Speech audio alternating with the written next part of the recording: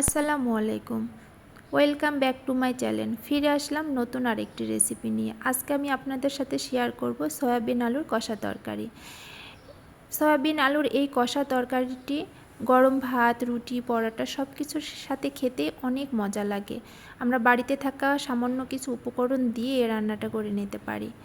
এই তো আমি এখানে সয়াবিন রান্নার জন্য 100 গ্রাম সয়াবিন নিয়েছি এবং সয়াবিনটি আগের থেকেই ফুটন্ত গরম পানিতে ভিজিয়ে রেখেছিলাম। এখন সয়াবিনটি আমি খুব সুন্দর করে চিপে ধুয়ে তুলে নেব। আর আমি এখানে সুন্দর করে টমেটো কুচি করে রেখেছি, আলু কেটে রেখেছি। এখন চলে আসি রান্নায়।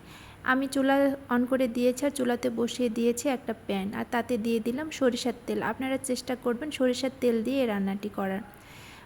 এখন দিয়ে দিলাম আলু আর সয়াবিনটা আমি খুব সুন্দর করে একটু সামান্য লবণ দিয়ে ভেজে নেব, এটা ব্রাউন কালার আসা পর্যন্ত।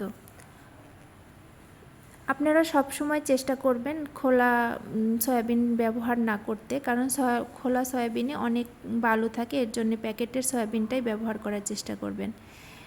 সয়াবিন আর আলুটা আমি খুব সুন্দর করে এখন ভেজে নেব ব্রাউন কালার আসা পর্যন্ত। দেখেন আমার সয়াবিন আলু ভাজা শেষ। ভিডিওর এই পর্যায়ে যারা কষ্ট করে আমার ভিডিওটা দেখছেন অবশ্যই লাইক, কমেন্ট, সাবস্ক্রাইব করে আমার পাশে থাকবেন। আর যারা অলরেডি সাবস্ক্রাইব করে ফেলেছেন সবাইকে জানাই অনেক অনেক ভালোবাসা।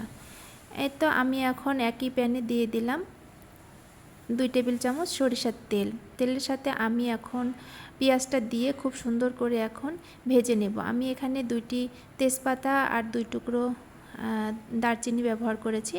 অবশ্যই আপনারাও এখানে ব্যবহার করবেন, রান্নাতে একটা খুব সুন্দর একটা ফ্লেভার আসে।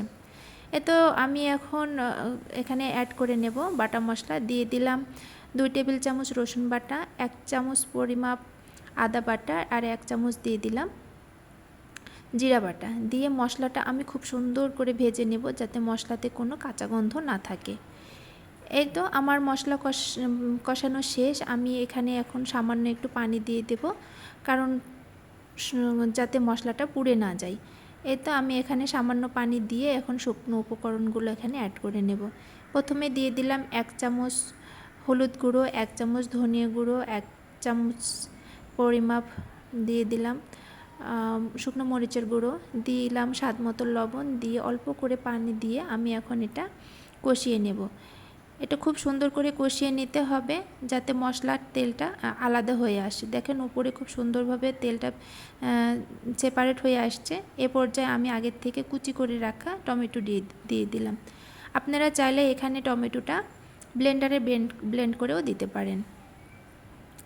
দেখেন আমি এখন টমেটোর সাথে মশলাটা খুব সুন্দর করে কষিয়ে নেব।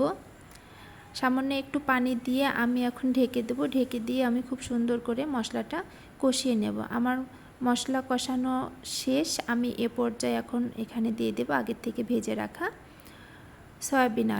সয়াবিন আলুটা আমি এই টমেটোর মশলার সাথে খুব সুন্দর করে কষিয়ে নেব একদম সিদ্ধ হয়ে আসা পর্যন্ত। দেখেন খুব সুন্দর হয়ে আমার আলুটা সিদ্ধ হয়ে আসছে। এখন আমি এতে অ্যাড করে দেব ঝোলের পানি। আমি এখানে ফুটন্ত গরম পানি ব্যবহার করছি। আপনারা রান্নায় অবশ্যই গরম পানি ব্যবহার করার চেষ্টা করবেন। গরম পানি ব্যবহার করলে রান্নার স্বাদটা আরও বেশি ভালো হয়।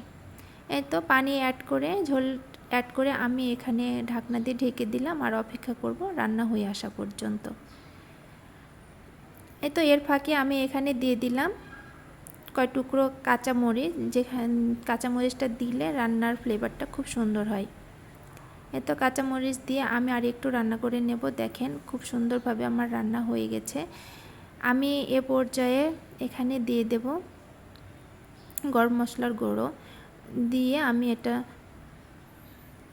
খুব একটু নেড়ে চেড়ে রান্না করে নেব। আমার রান্না শেষ।